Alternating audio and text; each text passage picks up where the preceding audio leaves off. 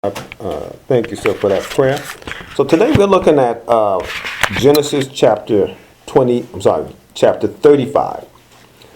All right, and we're still dealing with Jacob, right? And we're spending a lot of time with Jacob, but we're getting ready to make this transition from just Jacob to Jacob's descendants, his children, those sons that he had. Last week, remember, we looked at when Jacob was supposed to go to this town to meet his brother. He went where? Somewhere else. Mm-hmm. And so when he ended up down there in Shechem, he's down there, and his daughter goes out to try to see, well, who's around, what's going on, what happened. She gets caught up with somebody, gets molested, but then the guy falls in love with her. He says, hey, why don't we make an agreement? We can come together, and we can be, your nation can join our nation, and I'll marry her. And then so now two of the sons found out that her daughter, that their sister was molested, and they said, sure, we'll do that. But they were what?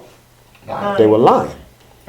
They said, okay, we're going to do this, but we can't just join you just like that. We have to have a covenant, and all of our males are circumcised. And so if you will agree to be circumcised like we're circumcised, then we'll come in and we'll join you. We'll let you marry our daughters, and we'll marry your daughters, and we'll become one.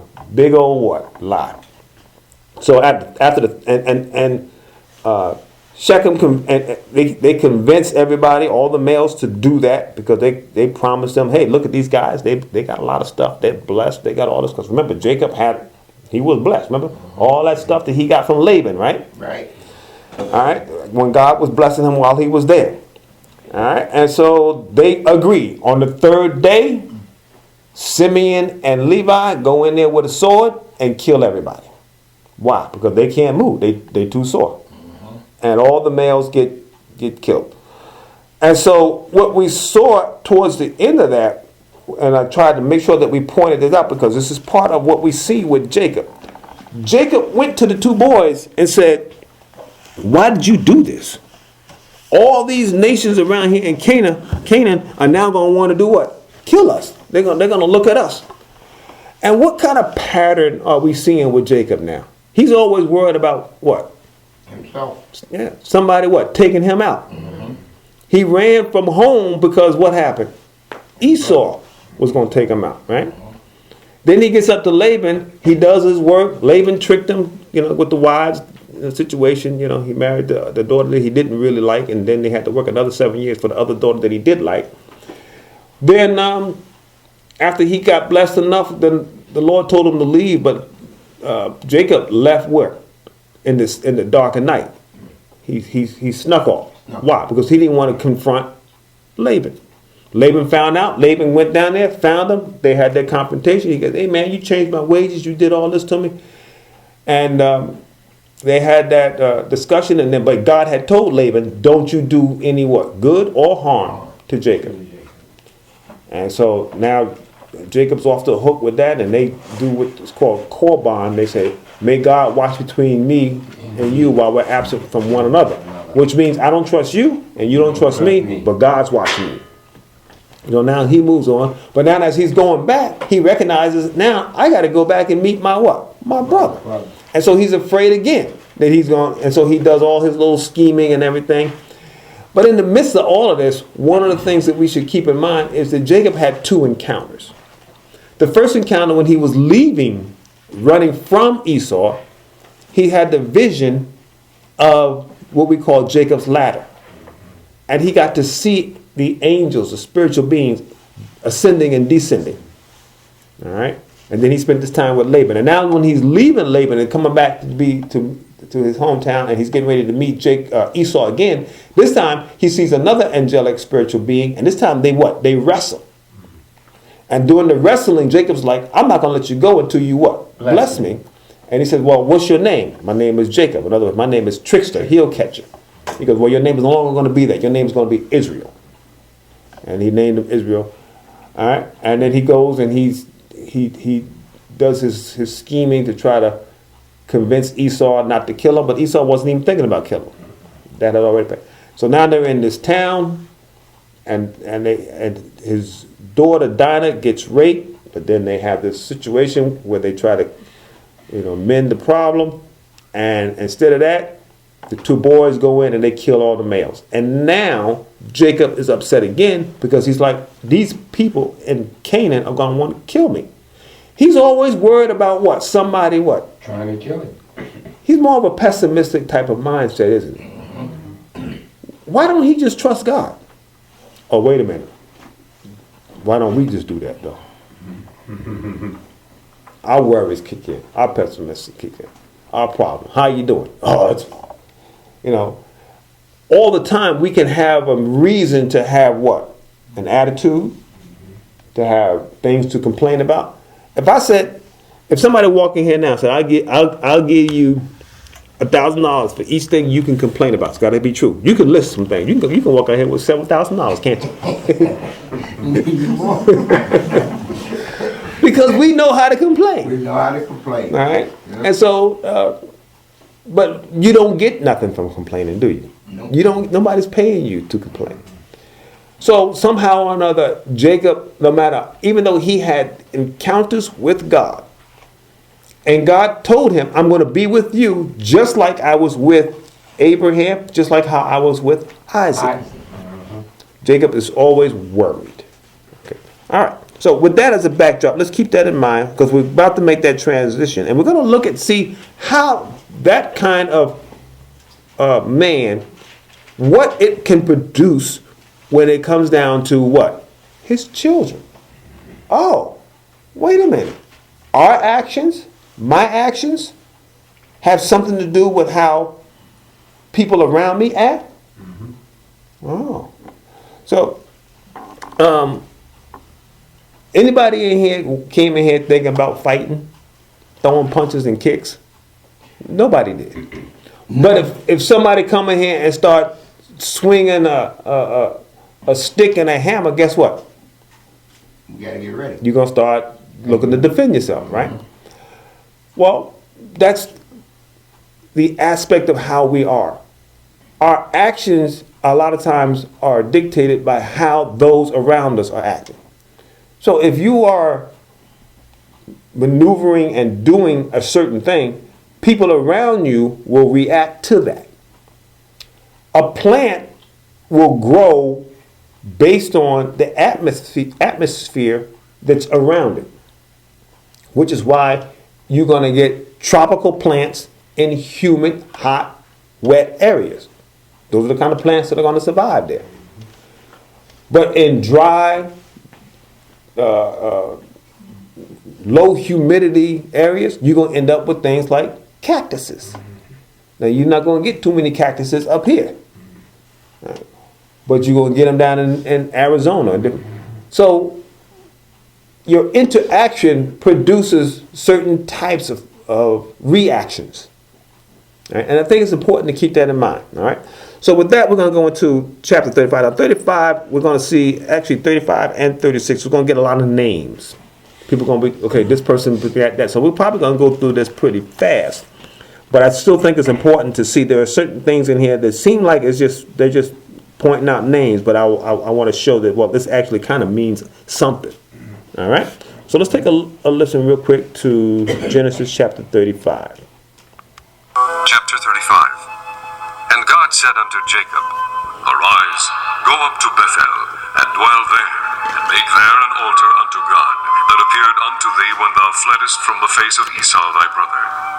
Then Jacob said unto his household, and to all that were with him, Put away the strange gods that are among you, and be clean, and change your garments, and let us arise, and go up to Bethel, and I will make there an altar unto God, who answered me in the day of my distress, and was with me in the way which I went. And they gave unto Jacob all the strange gods which were in their hand, and all their earrings which were in their ears. And Jacob hid them under the oak which was by Shechem. And they journeyed, and the terror of God was upon the cities that were round about them. And they did not pursue after the sons of Jacob. So Jacob came to Luz, which is in the land of Canaan, that is Bethel, he and all the people that were with him. And he built there an altar, and called the place El Bethel, because there God appeared unto him when he fled from the face of his brother. But Deborah, Rebekah's nurse, died, and she was buried beneath Bethel under an oak, and the name of it was called Alon Bachuth. And God appeared unto Jacob again when he came out of Padan Aram, and blessed him. And God said unto him, Thy name is Jacob. Thy name shall not be called any more Jacob, but Israel shall be thy name. And he called his name Israel. And God said unto him, I am God Almighty. Be fruitful and multiply. A nation and a company of nations shall be of thee, and kings shall come out of thy loins. And the land which I gave Abraham and Isaac, to thee I will give it, and to thy seed after thee will I give the land. And God went up from him in the place where he talked with him. And Jacob set up a pillar in the place where he talked with him, even a pillar of stone. And he poured a drink offering thereon, and he poured oil thereon. And Jacob called the name of the place where God spake with him, Bethel. And they journeyed from Bethel, and there was but a little way to come to Ephrath. And Rachel travailed, and she had hard labor. And it came to pass, when she was in hard labor, that the midwife said unto her, Fear not, thou shalt have this son also. And it came to pass, as her son was in departing, for she died, that she called his name Ben-Oni, but his father called him Benjamin. And Rachel died, and was buried in the way to Ephrath, which is Bethlehem. And Jacob set a pillar upon her grave, that is the pillar of Rachel's grave unto this day. And Israel journeyed, and spread his tent beyond the tower of Edar. And it came to pass, when Israel dwelt in that land, that Reuben went and lay with Bilhah, his father's concubine. And Israel heard it. Now the sons of Jacob were 12, the sons of Leah, Reuben, Jacob's firstborn, and Simeon, and Levi, and Judah, and Issachar, and Zebulun. The sons of Rachel, Joseph, and Benjamin. And the sons of Bilhah, Rachel's handmaid, Dan, and Naphtali. And the sons of Zilpah, Leah's handmaid, Gad, and Asher. These are the sons of Jacob, which were born to him in Padan Aram. And Jacob came unto Isaac his father, unto Mamre, unto the city of Arba, which is Hebron, where Abraham and Isaac sojourned. And the days of Isaac were 180 years. And Isaac gave up the ghost, and died, and was gathered unto his people, being old and full of days. And his sons Esau and Jacob buried him. All right. So we see this gathering now of Jacob back to the land where his forefathers are, Abraham, his father, and his grandfather, Abraham and Isaac. And what we also see here is an outlining of just the family structure and some of the things that are pointed out here.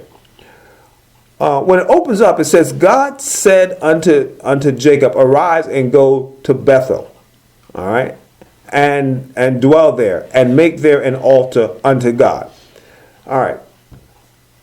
When he left from Laban, he was supposed to go back to where? Back home. And this is where his home is.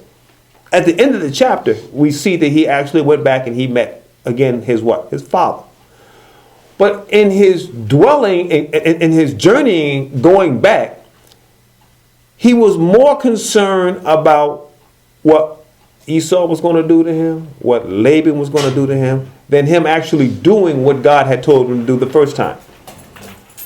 And sometimes that's a lot of what our obstacles are. God can tell us to do something, but we're so worried about the difficulties, the hardness of it. And if God tells us to do something, and we look at it and we go, well, I don't know really how to do this. Wait a minute. Whose responsibility is it to make sure you know how to do it? Right. Exactly. Right. When you send your kid to the store, and your child does not have a job, and he's going down there, he's 14, 15 years old, and he's going into the store to get something, and you tell him what to get, whose responsibility is it to make sure he's got the finance to go into that store and take out what you told him to get and bring it home? It's your responsibility as a parent.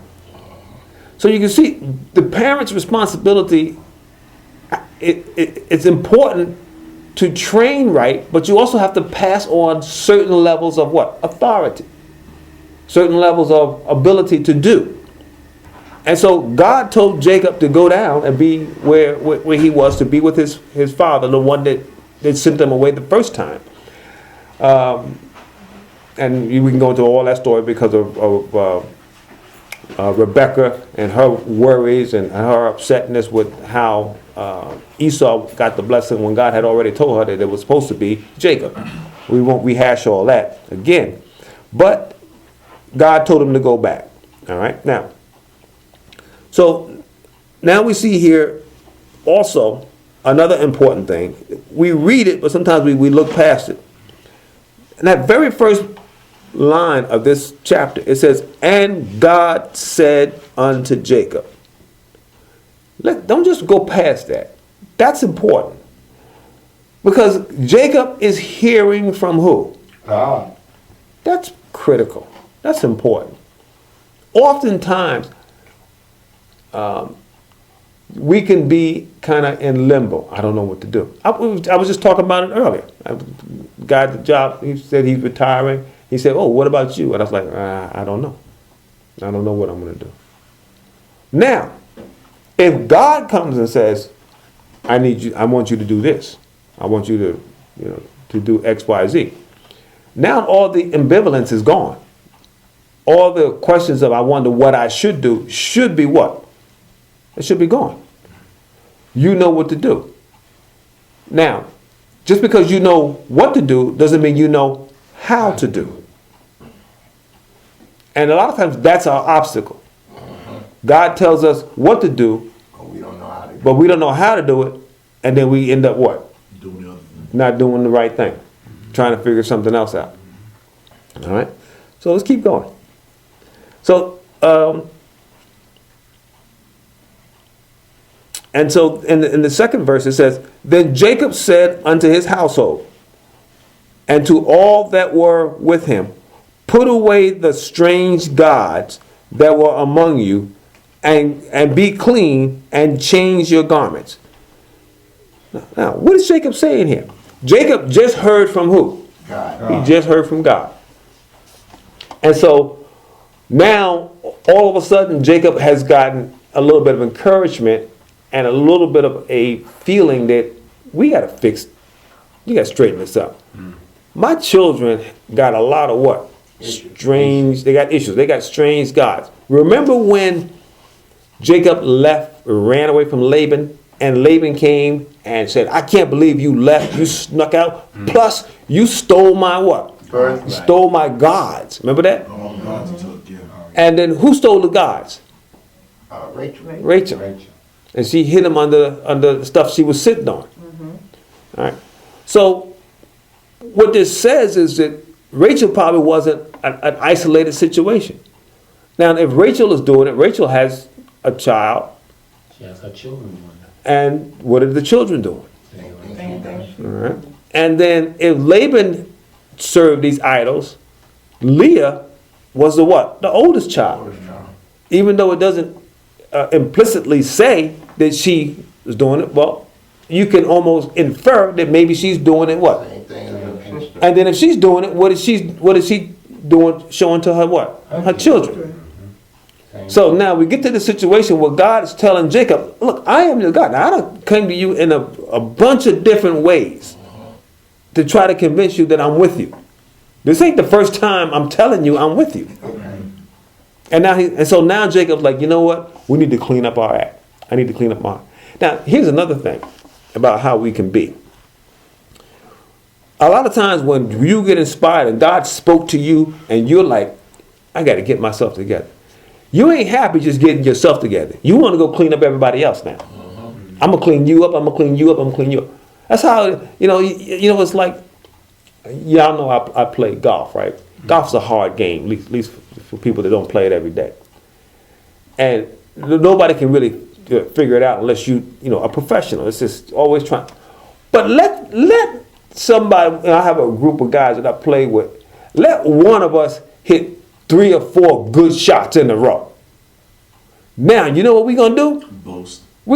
Not even that. We boasted, yeah. But we also, now I can instruct you. Well, you know what you need to do here. You need to do this. And now I can tell you what All to of a sudden do. you become the golf teacher. I'm the teacher. I know what. See, I done hit 3 shots in a row perfectly here. And so you know what you need to do. You need to hold your head up there. You need to bend like that. And so now you're going to give instruction. can't play really a lick. If you had to earn your money playing golf, you would starve. But you trying to get, well, why? Because you done had a moment of what? Of some success. Jacob done had some spiritual success.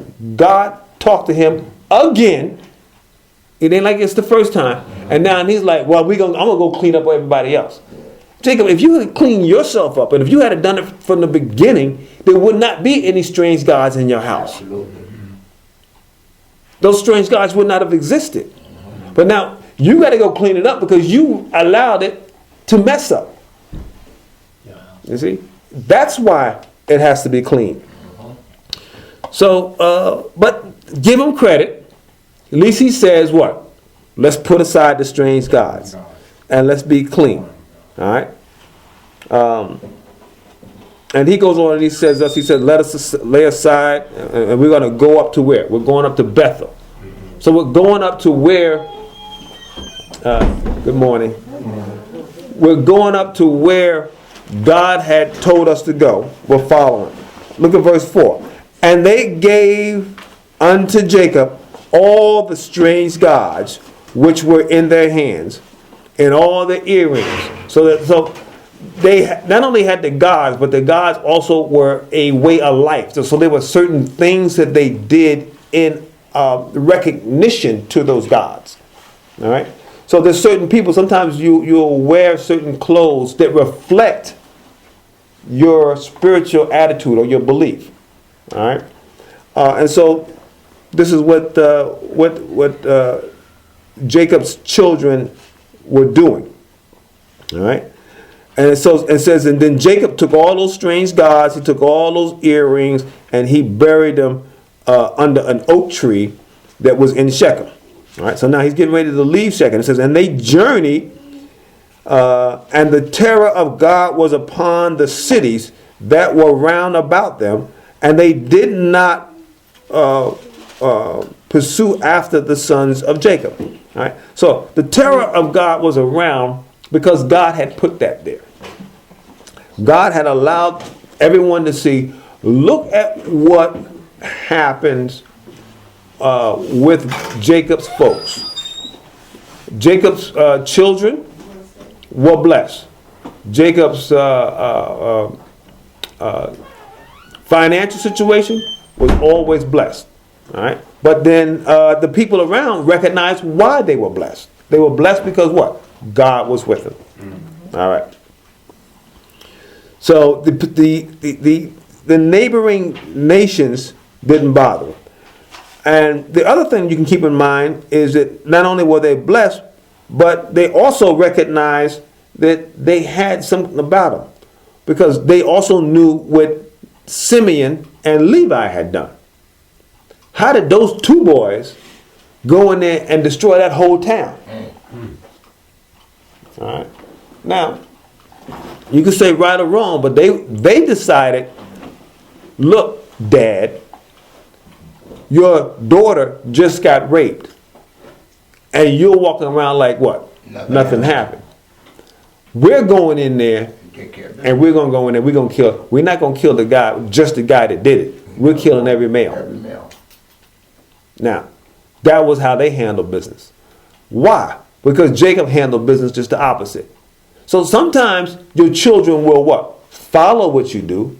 Other times they will see what you do and say, I don't want to be nothing what? Like that. I'm going to be the other side. All this is part of the makeup that we have, you know, as we are developing and raising and dealing. And so we can see what Jacob has here. So the nations around did not pursue. It says, and Jacob came to Luz, which is in the land of Canaan, that is Bethel. So he's coming now to Bethel. And the people that were there within. And he built there an altar. All right. And he called the name of that place El Bethel, because God appeared unto him when he fled from the face of his brother. So now this is the same place where, remember I said Jacob already had his experiences before when he was running from Esau. He saw the angels going up and down the ladder. When he was running going towards Esau, running from Laban, going towards Esau, he saw the angel that he wrestled with. And so he's recognizing that each time I'm heading in that from or to that direction, I have an encounter with God, and he just had another encounter with God. And here's another thing that when I read this and I go through this, I say to myself, you know how people say, well, if God would just show me, he would just appear to me, then I would believe. Well, I'm not going to tell the person, well, no, I don't think that's true. But I can say there's a lot of evidence in Scripture that says that you won't. You'll believe it for what? A time. Because, see, we can all look back and remember, and we can think of something that we can say to ourselves, though I might not have heard like the actual voice or seen the actual presence of God, I knew God did this. Amen. We can all, and I always say, when you can think of that, build an altar there, so you can remember that.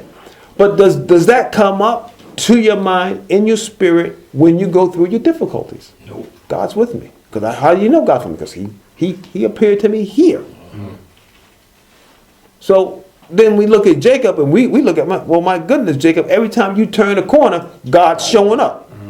You turn the corner, God goes, hey, I'm here, I'm with you. Going around another corner, God says, I'm here. And yet you still walking in fear, frustration, and all this other stuff. Okay, well, we can look at that and go, Jacob need to get his act together. But then let's transpose that to us. All right, Yeah, so we find ourselves in situations where somebody else to do. our faith could and should be better. Jesus was with his disciples, doing miracles, and they were still what? Fearful. Fearful and doubting. So that is in us, and we need to learn to take the fear and the frustration out. Frustration is something that can come about us because you're expecting one thing and it don't happen. You're looking for this to happen and it don't happen. You want to see people get frustrated? Don't pay them on payday. Let the government shut down. Okay. You want to see some folks get ugly? Have them come down. Have them come to work on payday, and the company say, "We don't have no money to pay you. We just went bankrupt." That's You see? that happened to me. It really happened to me. We used to get, our money goes right to the bank. So, and this was working with the county. So I went there 5 after 12. My money's not there. I go there 6 o'clock in the morning. My money's not there. I ain't got to be to work till 8. I start walking to work. Get there, I got the key, I go in. Supervisor comes in. I said, yo, man, I didn't get paid. He said, oh, well, your check will probably be there later. I said, okay. So he's giving everybody orders to do. He says, Wayne. I said, I'm not doing that. He said, well, I said, because I didn't get paid. I said, I already worked 2 weeks. I'm not going to work today until I get paid. So he called the big supervisor, Tino. Tino came and said, Wayne, what's the problem? I said, I didn't get paid. He said, well, you'll probably get the check by 2 o'clock. I said, well, I start working at 2 o'clock. Everybody said, Wayne, you crazy. I said, man, did you get paid? He said, yeah. I said, well, go to work. I said, I'm not working until I get paid. And I didn't. I sat right there. I said, y'all can do whatever you want. You can punch me back out if you want. I don't care. But I'm not doing nothing until I get paid. They went to Mount Kisco and cut my check. They brought the check. They said, here. I said, okay, now somebody got to take me to the bank. The check don't mean nothing to me. I ain't got no money in my pocket. I just got a piece of paper. That's it. Came back, it was 3 o'clock. I said, okay, I'm ready to go to work. Ready to work. He said, it's time to punch. I said, okay, click. That's what I did. I don't know. Everybody said, Wayne, what you did was wrong. And I said, y'all can say what you want. I don't feel it's wrong because I already worked 80 hours. Well, I mean, but that's the point I'm making. That's how we are a lot of times, and when we don't see what we are expecting to see. But the thing that we have to do with God is that God doesn't want us to live by sight. See, you went to the bank and you look and you see. I see there's nothing there. That's living by what? Sight. Sight. And that's how our world works. But the Lord doesn't want us to relate to Him that way. He wants us to relate to Him by what? Faith. By faith. To the degree that He says, if you don't have faith, it's what? It's impossible. It's impossible to please God. Because God's going to require you to have faith. So what God's going to say is, I'm going to do this for you. All right. Now, if I tell you, I'm going to give you, a ride home, and then I leave you here. Well, He said He's going to give me a ride home. But I didn't say when. See, I didn't say when. See, and the thing is, we always holding God accountable. God, you said you were going to do this. Yeah, but wait a minute. Understand, I know what I meant when I said it. Right. I just need you to do what? Wait. To trust and wait and believe. That's not what we like. We don't enjoy that. But God's asking us to do it. All right, so let's move on here. So they end up in Bethel. All right, and then it says, and they built the altar there. Then in verse 8 it says, but Deborah, Rebekah's nurse, died. Now, Rebekah is not mentioned as dying, though we assume that she did die. And so Deborah is the one that probably that Esau and Jacob were familiar with as one that took care of them along with their natural mother Rebekah. But it tells us here that Rebekah, that Deborah, Rebekah's nurse, died. And she was buried in Bethlehem under the oak. All right. And then in verse 9, and the only reason I point that out because it doesn't tell us distinctly about Rebekah's death, but we make that assumption that she died. So remember, she sent Jacob away. Jacob's coming back now. All right. But she didn't get a chance to see him what? Come back. The nurse barely got to know that he's coming back, and then she passed. Verse 9. And God appeared unto Jacob again. And I would underline and circle that word again. Okay? Because that's the part that, to me, it's the most important part here. It's not the fact that God appeared to Jacob. It's that He appeared to him again. Again. So, Jacob doesn't have great faith. He doesn't have outstanding confidence in God. Jacob is just, one of these guys just trying to understand it and figure it out for himself. But that's who he is. He has more confidence in his what? His trickster, his manipulative, his conning, his ability to manipulate circumstances and situations. He's got confidence in that. But very little confidence and faith in what? In God. So God appears to him again when he came out of Padanaram and blessed him. Wow. Look at that. Again. See, here's the thing. Is God your enemy? No. God is on your side. Amen. He's always blessing. And sometimes we just don't know how to what? Recognize them. He blessed us all this morning, whether we acknowledge it or not. And we woke up. Amen. All kinds of blessings, man. Amen. But the people are your enemy, right? Well, no, your enemy is That's in sin. life. That's in earth life. Yeah. No, I would say, no, I would say, Have. no, I would say your enemy is yourself. When I was coming up, my grandma always said your enemy is not yourself, it's the people that's around you. Well, That you bring into company and that comes, that you bring to greet. well, see. Wait. Let me finish, because this is my grandmother coming out of me right now. Okay. She always said that when you don't have a husband that's not the head of your house and he deceased, the woman is the head of the household of all the children. And you bring people there to greet the head person of your house. It is a disagreement that the Lord says on some people that the fruits is not right. So I don't know, quote me on that.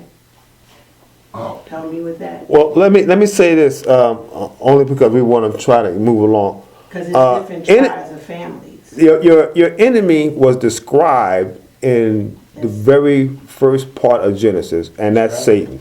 Okay. So, Satan is your enemy. Now, if a person is being used by Satan, now let me just say this: when Jesus was working with Peter and trying to mentor and teach Peter, and Peter was like, "I'll never, leave you," and then when Jesus was saying, "Well, I'm gonna have to go down and go to Jerusalem, and I'm gonna be mistreated, and I'm gonna be put to death," and Peter said, "No, that's not gonna happen." Jesus turned to Peter and said, "Get thee behind me, Satan." Now, to his own disciple. Why? Because at that moment, the spirit that was coming out of him was the spirit of the enemy. And there's a lot of things that we can boil it down to. Can the enemy use certain people? Yes. Then the other thing is that Satan was in the garden. That was the enemy.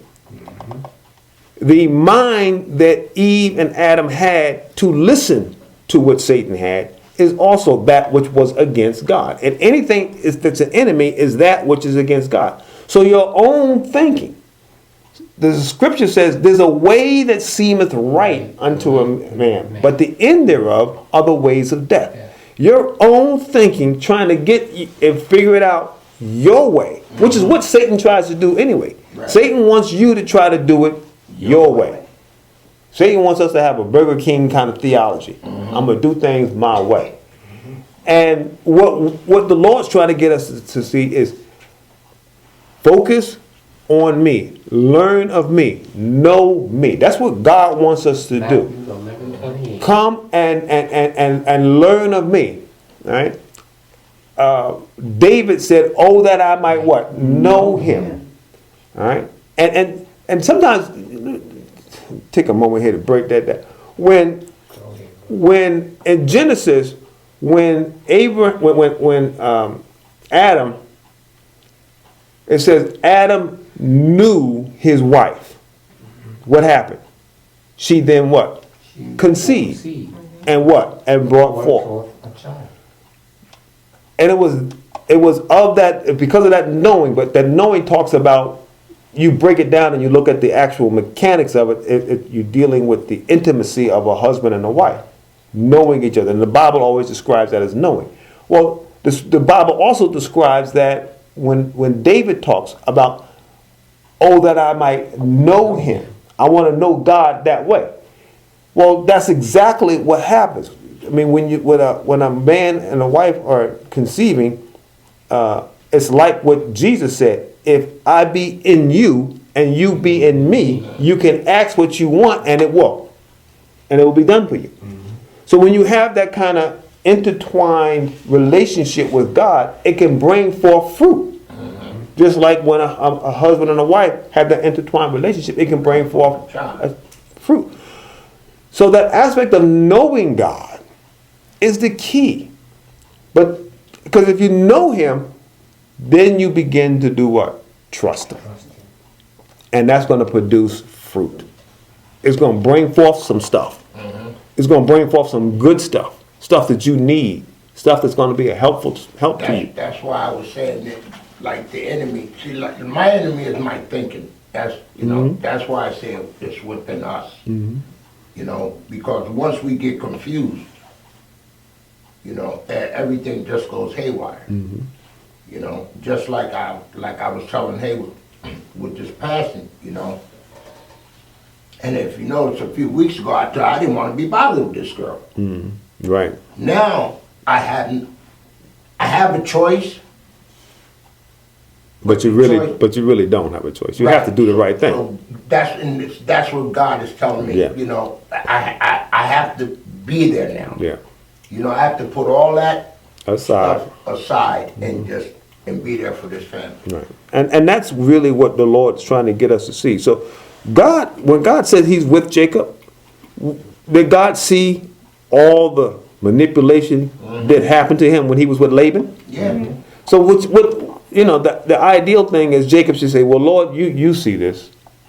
Sometimes we could be at our job and they mistreat, take away, do things ain't right. Well, God don't know about it? Of course he knows. You're struggling with different things. You got health issues. You got, things. You got emotional things. And God don't know nothing about that. Of course he knows. But then how do we trust him? How do we? And that's the artful, spiritual, daily activity that we have to learn. That we have to can I apply this every day? The problem is some days we don't want to apply it. Because some days what's in us is bursting out and it wants to come out. I want to have an attitude today. Because we can get there. Now, I done got so upset with this person. Now, I wish he would say something. You ever be there? You ever, and see, you don't want to be that person to say that, nor do you want to be the person that somebody says that to. That's just problems. But that's how we are as human beings. We get all that kind of stuff going up. When really what the Lord is saying, if you would just trust me, we're going to see that aspect of trust go all through. When he's going to talk about, I'm going to feed you. I'm going to bring you to a land of milk and honey. But then when you're walking out, what do you see? God said we're going to a land of milk and honey. I see desert with no water. And the water that we do find is bitter water. We can't even drink it. So now, according to what I see, this ain't milk and honey. This is not what is this? Now, if you're going to walk by sight, you're going to complain. You gotta walk by faith. But if you're going to walk by faith, you're going to be like, I know I see desert. I know I see bitter water. But God said it's milk and honey. So I'm waiting for God to transform it, turn it, whatever it is he does. But the scripture says about faith. Faith is the substance of things hoped for, and the evidence of things not seen. Exactly. So you can't walk in the natural man. That's the key right there, and that's the problem, because we always are walking in what? The natural man. All right. So verse 10, it says, and God said unto him, thy name is Jacob. He's saying this again. Remember, the angel that he wrestled with already what? Told him this, what we're about to read now. But here he is, he's being told it what? Again. And God said unto him, thy name is Jacob. Thy name shall not be called any more Jacob, but Israel shall be thy name. And he called his name Israel. Now, let me just mark this. I said this before. We're going to see as we go through the remainder of this of all the scripture, really, that sometimes Jacob's going to be referred to as Israel. Sometimes he's going to be referred to as Jacob. And it will depend upon how he is. Because Jacob represents the Spirit of God in us. Because we talked about how Abraham looked at is typed as the father. Isaac was typed as the son. And Jacob is typed as the individual full of the Spirit of God. But the problem with us, even though the Spirit of God is in us, we still are what? Us. And we still act like how us acts. And what is us? Well, you take the two words. Us can act ugly and selfish. You look at us, you and S, ugly and selfish. That's how we can act. All right. So, in verse 11 it says, and God said unto him, I am God Almighty. Now, why is he letting them know that? Because see, Jacob, you think there's things I can't do. You didn't think I could handle you while you were out there with Laban. You didn't think I could handle you coming back to Esau. You didn't think I can do this. But he's letting them know. He says, and God said unto him, I am God Almighty. Sometimes we need to hear that. Because we don't think God can solve some of our problems. We're waiting for, the medical community to solve our problem. We're waiting for the psychological community to solve our problems. But God says, I can solve. Now, can he use the medical community? Yes, he can. And he often does. So he says, be fruitful and multiply. A nation and a company of nations shall be of thee. and kings shall come out of thy loins. Wow, look at that. And guess what else is going to come out of his loins? Not only kings, but what? The King of Kings is going to come from him. All right. It says, and the land which I gave Abraham and Isaac, to thee I give it. So you're part of that same blessing. You're part of that same line. And thy seed after thee will I give the land. So who gave the land? God. Okay. A lot I could say about that, but I'm going to move along. And God went up from the place and talked with him. So look at that. He what? Talked with him. Gave him some more words of encouragement. Right? And then Jacob set up a pillar in the place and talked with him, even a pillar of stone, and poured a drink offering. So now Jacob is he's doing all kinds of stuff now, honoring God. He done told his family, put away those false gods you got. He done built an altar, and he done built a pillar, and he's pouring drink offerings over it. He done got spiritual now. Mm-hmm. See, and this is how we can get a lot of time. But because he's what? He's acting in the mindset of Isaac, an individual full of the Spirit of God. But let's just give it a couple of chapters. He's going to come back to being Jacob. All right. So look at verse 15. Look what does it say? And Jacob called the name of that place where God spake unto him Bethel. And they journeyed from Bethel, and there was put a little ways to come to Ephrath. And Rachel travailed. So now they were journeying from Bethel, and they happened to be in this town called Ephrath. And Rachel, who was expecting now, is travailing. That means it's what? It's time for her to give birth. Mm-hmm. And she had hard labor. And it came to pass, when she had the hard labor, that the midwives said unto her, fear not. So now, the midwives came to her and told her not to fear. Mm-hmm. Now, it's important to understand why they told her not to fear. Thou shalt have this son also. You're going to have this child. But they didn't say, don't fear, because you're going to be fine and you're going to have the child. I think that's important. They told her the right thing. You will have this child.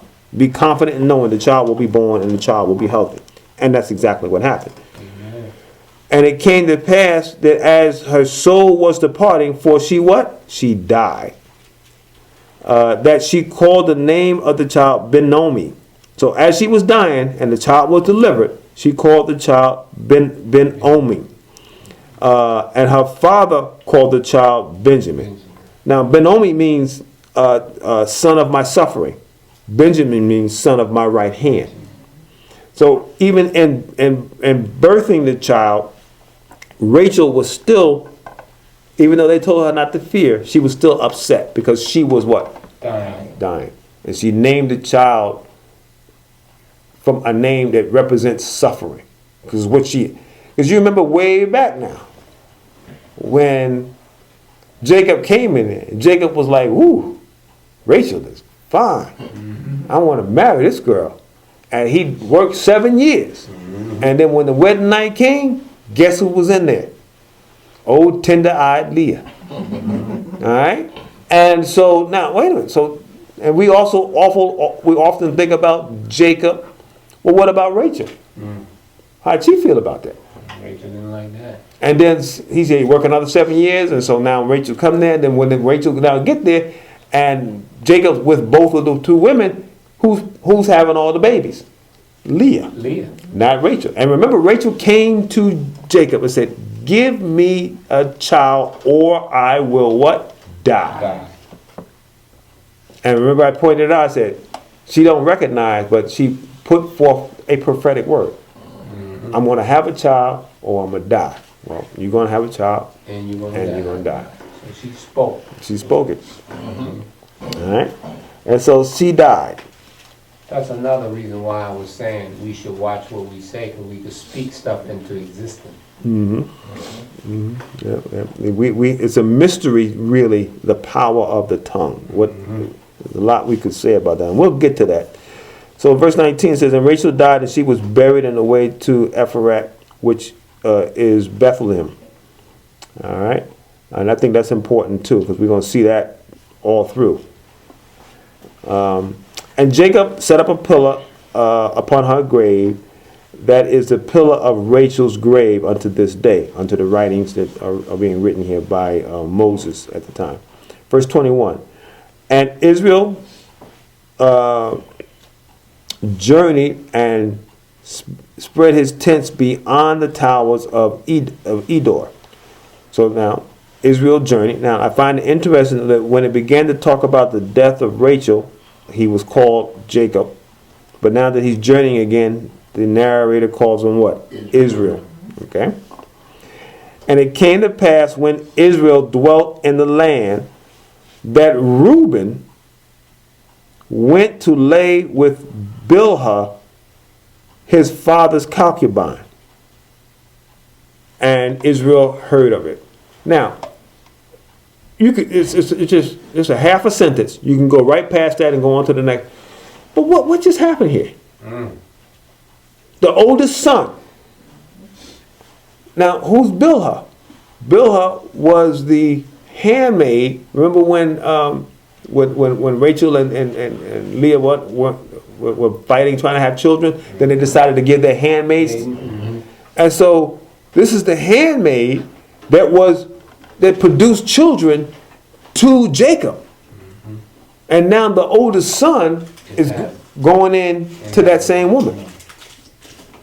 All right. Now that's a problem.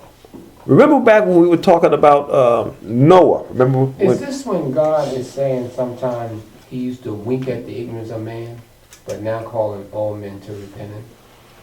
Well, God winks at sin. Yes. The answer to your question is yes. And he always winks at it, because if he was to look at it and focus on it, what would happen? You would be destroyed, because sin cannot be in the presence of God. So God has to kind of squint. I'm not really going to look at it. I'm going to deal with it when it comes down to what? My son.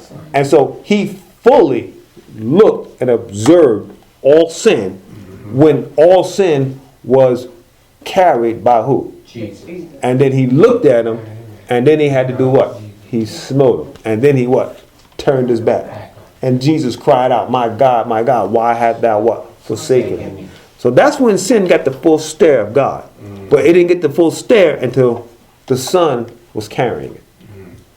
That's amazing, isn't it? Yes, it is. All right.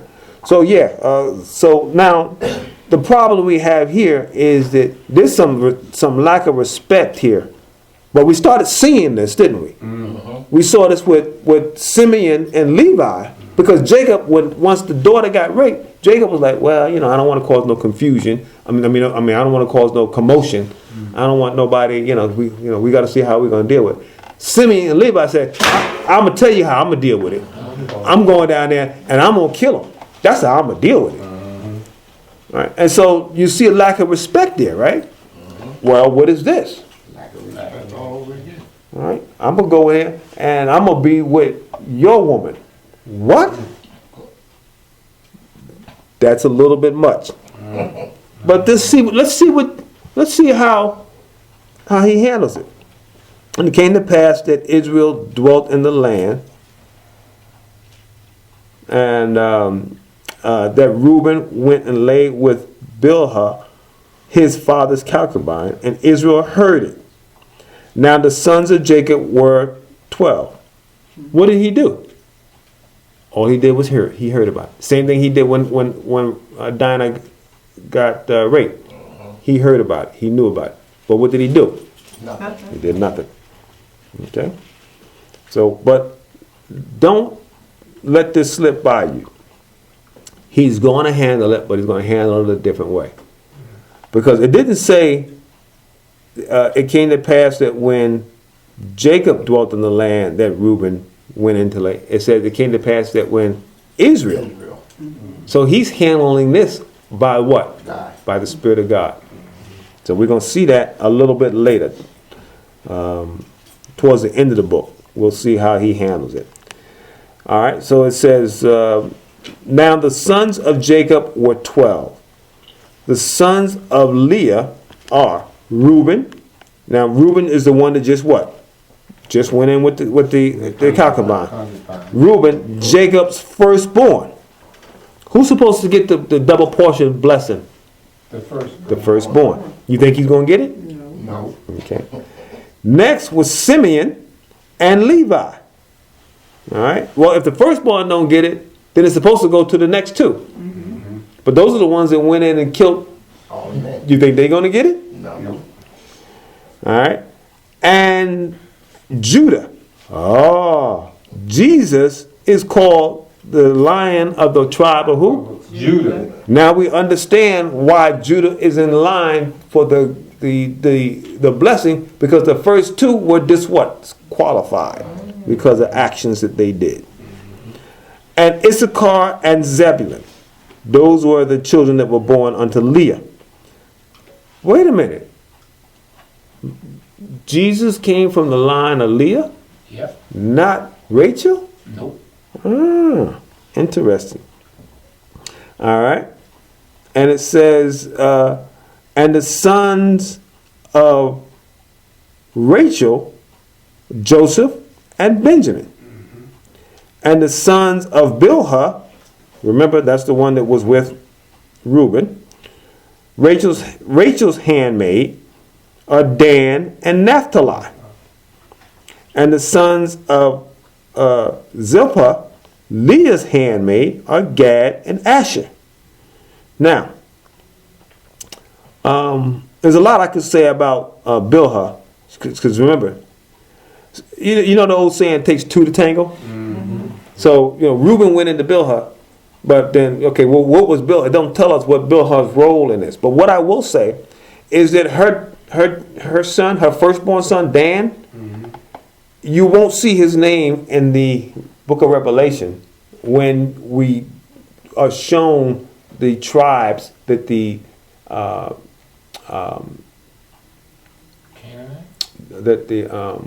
when they naming the, why am I drawing a blank here? This is Mount Zion, where the Mount Zion, the city comes down, mm-hmm. and they say that it's the pillars are named after the 12 apostles, and the right. gates are named after the 12 tribes. Right. Dan's name's not mentioned. And you go, well, how did they get 12 then? Well, we're going to see that when we get to the book of Exodus, because Jacob is actually going to adopt two children. He's going to adopt Ephraim and Manasseh. Those are the sons of who? Joseph. And so therefore, some of these tribes can actually be what? Cut out. Yeah. And they will be. All right. And so in verse 27, it says, and Jacob came unto Isaac, his father, and unto Moriapon, the city of Arab, of Arba, whatever, how that is pronounced. You know how I am with that.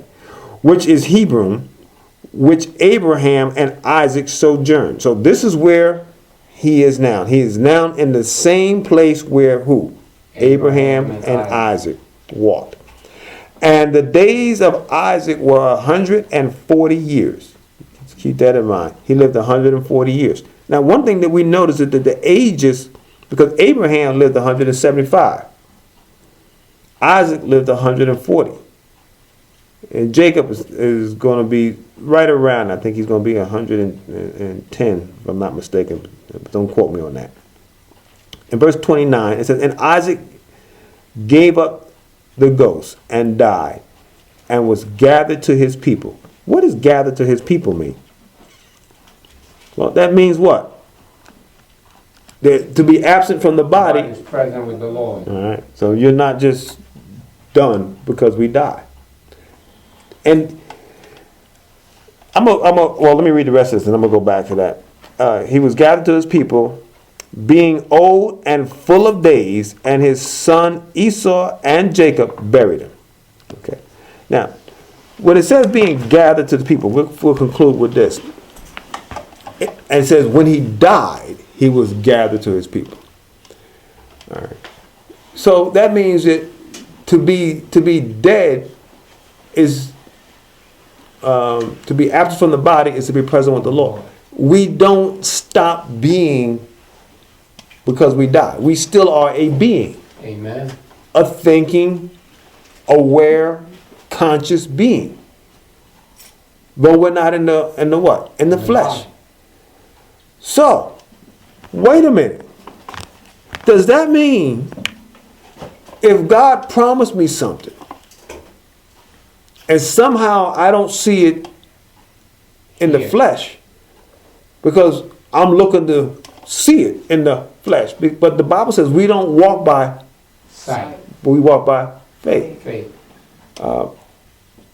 Does that mean that God can promise me something and I'm walking around in life thinking I'm going to see it here when I'm not going to see it here, I'm going to see it there?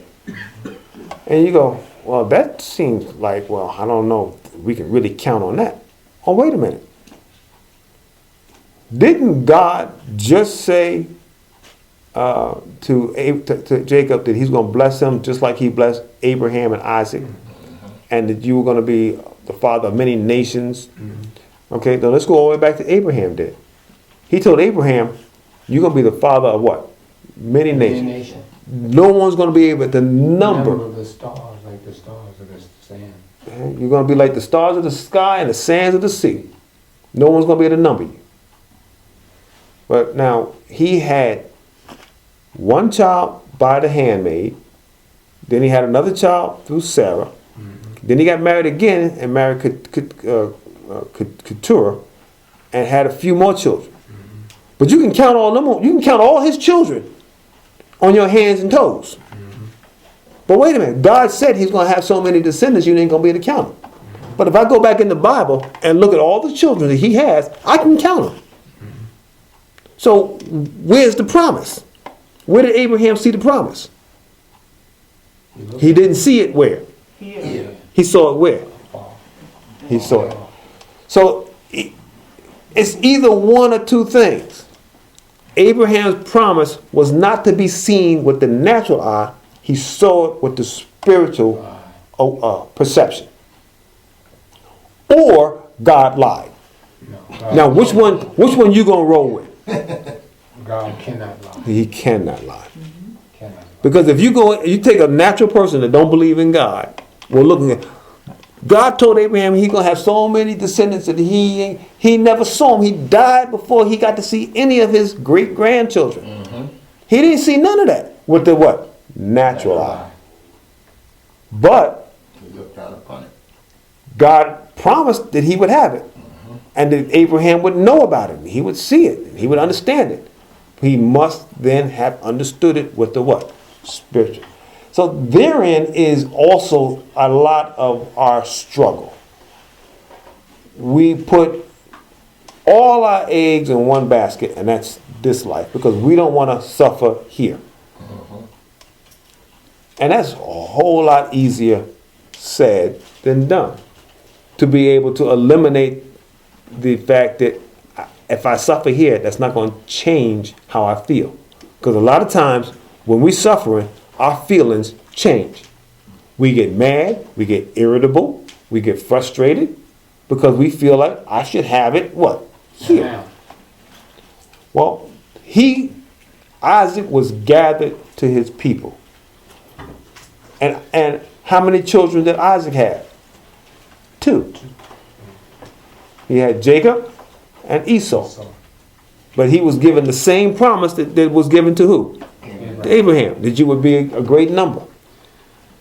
Now, granted, Jacob had 12 sons and a daughter. And they had a bunch of children. And when he was coming out away from Laban, he had bands and bands of people. But still, if you sat there and you went through all the names, you can still do what? You can still count them. So it brings to the realization that a lot of what God is promising to us is spiritual promise, not always just natural. Now, I have to also add this. Does God take care of your natural means? Yes, he does. Jesus said that. Jesus said that if he'll feed the sparrow, he will take care of you. All right. So we don't despair and not trust God for natural things. Well, if he gonna take care of my spiritual needs, I'll take care of my own natural needs. That's not what I'm saying either. We trust God for what? For both. But don't get discouraged if you don't see it in the natural eye. Prepare to see it with the spiritual vision. Okay? And that's an important thing to see. Sometimes people will tell you, God will tell you, your whole family is going to be blessed. God's going to save everybody. And your family is cutting up and cussing and lying and stealing while you're on your deathbed. That don't change what God said. That's right. You always got to remember that. If God promised you something, You're gonna get it. you'll see it. It'll happen. But then that's where our level of comfort. Are we only comfortable when I'm naturally comfortable, or are we comfortable in faith? And that's something you got to train and teach yourself. That's why we have to do this on a daily basis. Help our minds. We cannot be conformed to this world, but we got to be transformed by the renewing of our mind. And that's what going through the Word does. It helps us renew our mind to think on things more spiritually than naturally. All right. So with that being all, I'm going to stop there. And Lord willing, we'll pick up on next week with chapter 36. Any other comments?